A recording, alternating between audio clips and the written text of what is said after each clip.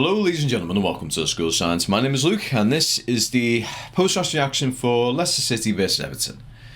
Leicester City 1, Everton 1. So we've officially got our first point on the board now. At the rate it's going right now, we've had 1 point in 5 games, so we just need 194 more games. Well, actually no, 195 maybe, just to be safe, for us to be safe. Obviously there's bloody 38 games in the league, so we might be shooting a bit far there, so we do need to improve on that one.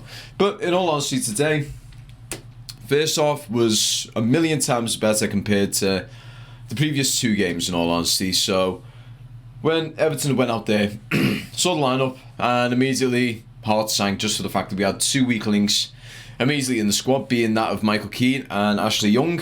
Now, bear in mind, the squad's a little bit thin right now, just due to an illness that's running rampant through the camp.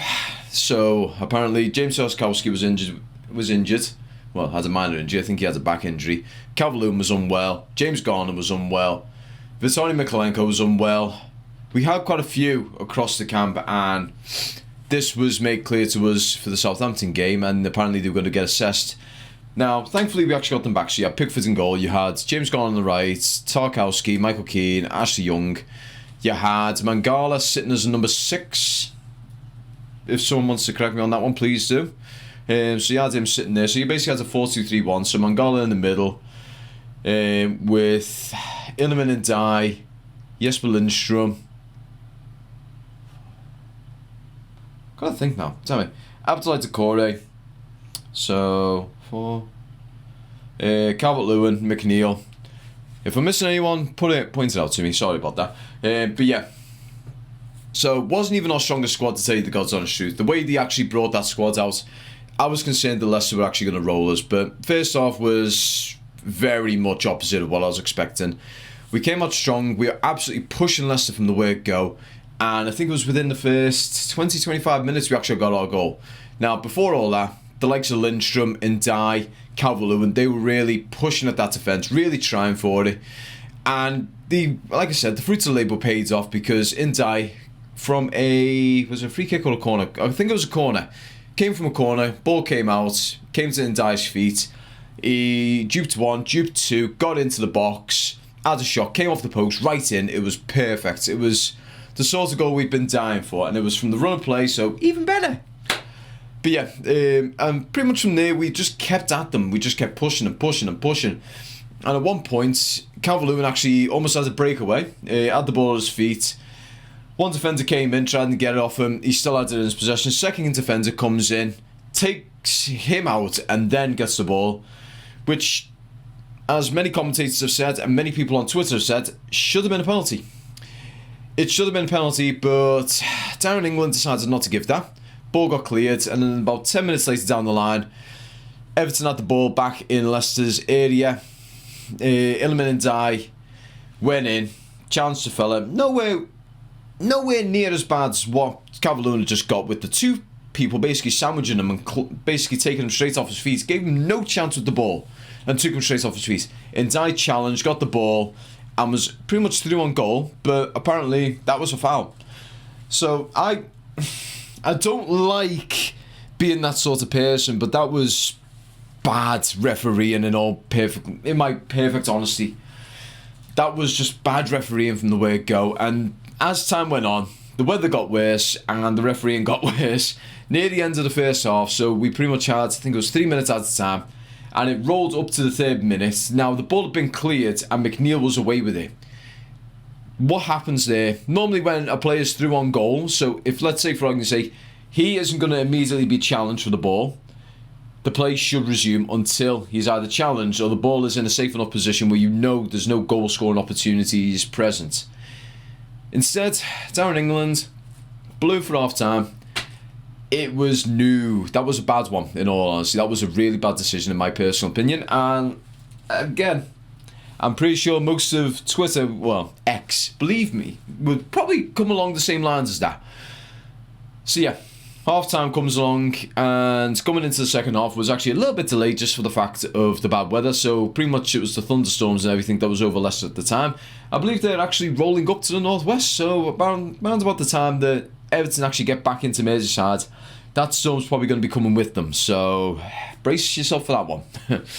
But yeah, come the second half, pretty much from there, things started to sort of, you could see the fatigue kicking in. So a lot of those players had played the full, well, a good chunk of those players had played the full 90 at Southampton on Tuesday, so they weren't exactly fresh legs. And as time went on, you could see it in a couple of players here and there. Decore was starting to look tired. Calvert-Lewin was starting to look a bit, staggered on his feet. Even though he had a few good opportunities near the end, he looked a bit unsure about himself, in all honesty. Now, I wouldn't have said take him off, but I would have said bolster him.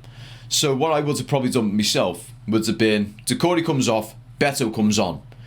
And then from there, you turn to Ndiaye and you say, right, Illiman, middle, McNeil, left, Harrison, right. Because we know Illiman and Ndiaye in the middle is still a really good option. I mean, hell, you could have had Lindstrom come in, swap out Decore for Harrison, and carried on like that.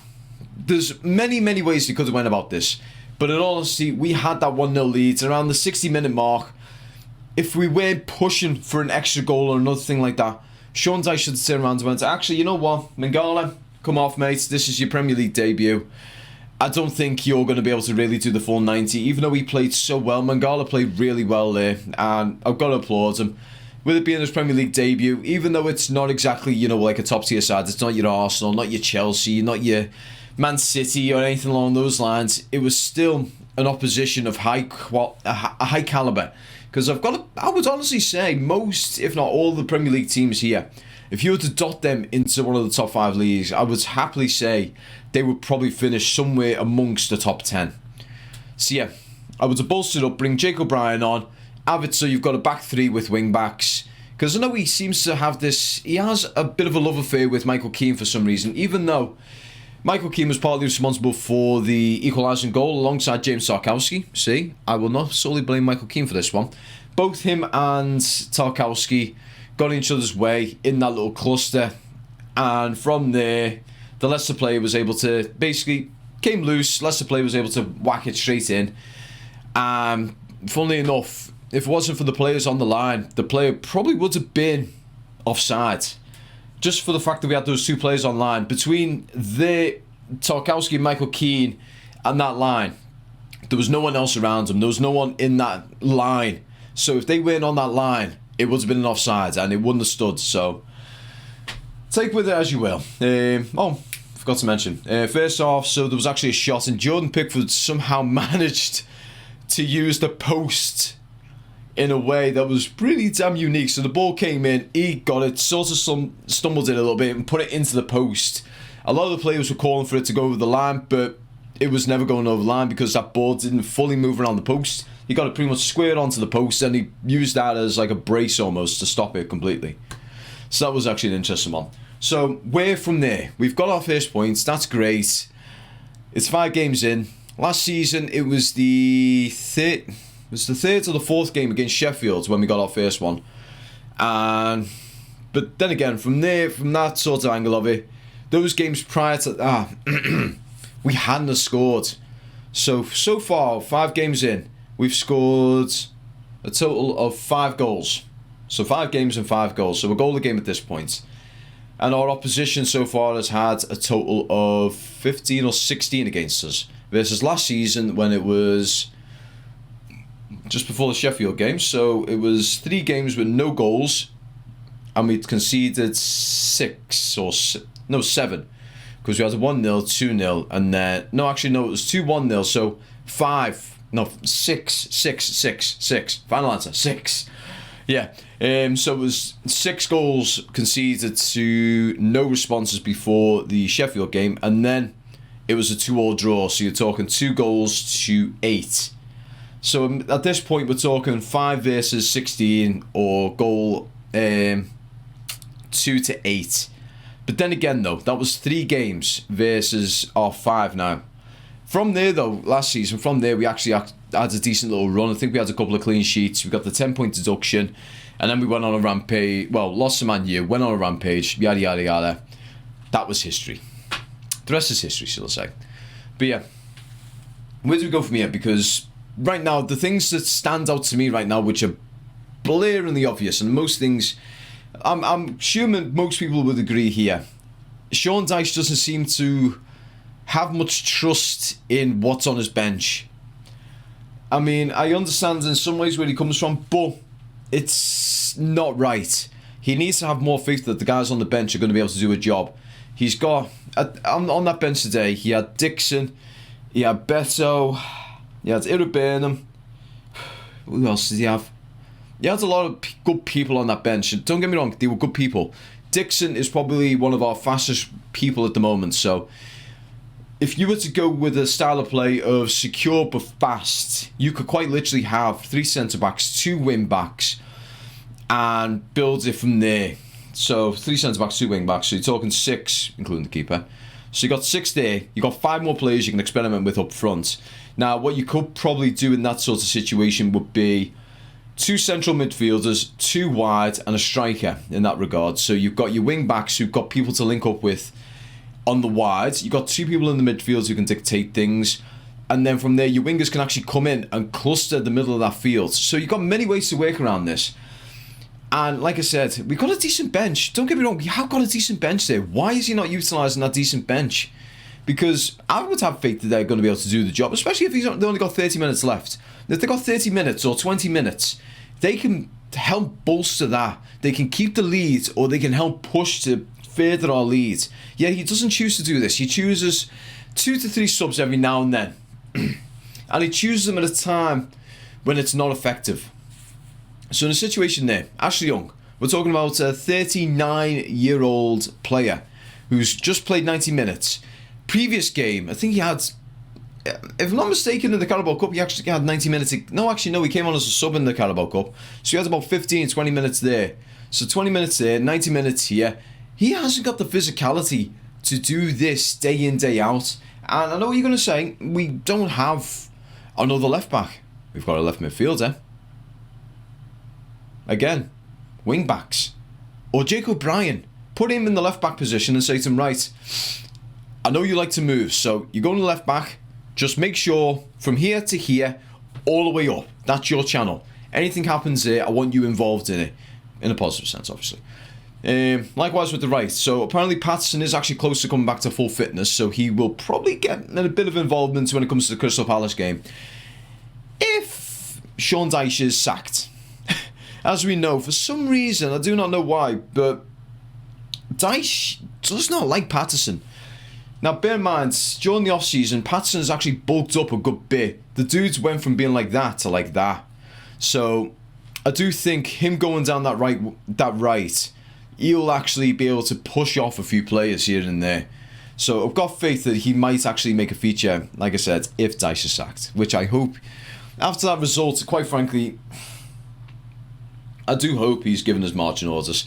Now, I understand the things with Everton at the moment, behind the scenes, are not as clear as they should be.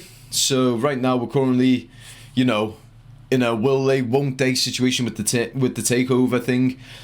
We've got an interim board right now, so Colin Chong running things. You've got people who aren't really in the position that they should be, trying to run the company, and the director of football is essentially the one who's, how can I put this? He's running all operations from the aspect of football when he shouldn't really be doing that. A director of football should really be involved with scouting, recruiting, and recommendations to a squad alongside the manager. So from there, it's the biggest question is, if they were to sack him, who'd you bring in? Now, me myself, to the behest of many people, I know for a fact a lot of people out there, especially on Twitter, there's a couple of people in particular that I know who say, oh, you shouldn't get this manager. But David Moyes, I would love for him to come back into the squad, because quite frankly, he antithesis the Everton that we all know and love. It's a no-nonsense sort of team, and he had a decent balance between defence and attack. Now, that was pretty much, the defence itself was always a solid back four, and your left and right back were pushed towards the midfield. If they had the endurance to do so, they would push further to the opposition's box, and the midfield would move alongside them. So it would either be a 4-5-1 or a 4-4-2 sort of formation. This is back with Everton. I don't know what he did really with West Ham, but the fact that they sacked him was absolutely criminal.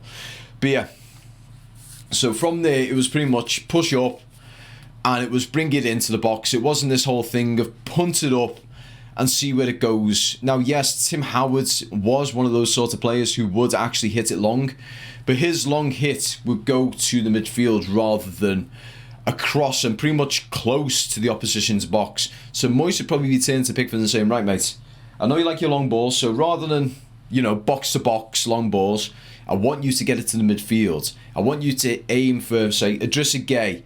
I want you to aim for Irabunum. I want you to aim for Iliman Ndiaye. I want you to aim for Lindstrom. I want you to aim for Neil Harrison. Aim in that sort of area. And then from there we can build from it.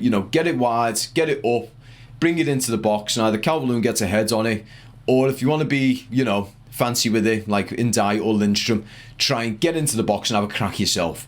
Do things like that. That's his style of football, and it worked with us.